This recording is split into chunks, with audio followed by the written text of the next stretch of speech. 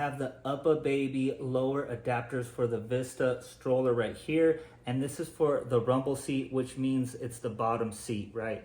All it is very simple to take off. All it is a clip right here. I'm gonna show you guys on this side. All we have to do is flip up on it like so, flip down, and now all we have to do is pull up on here and that comes right off. Let me show you guys.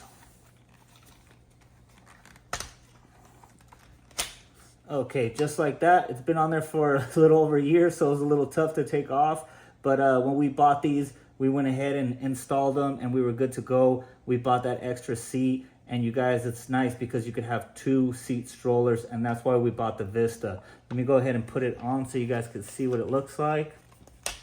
You want to go ahead and make sure you match this up. So there's like a half circle right here, and then you do have this bar right here. So once that's on there, you know you're nice and matched up.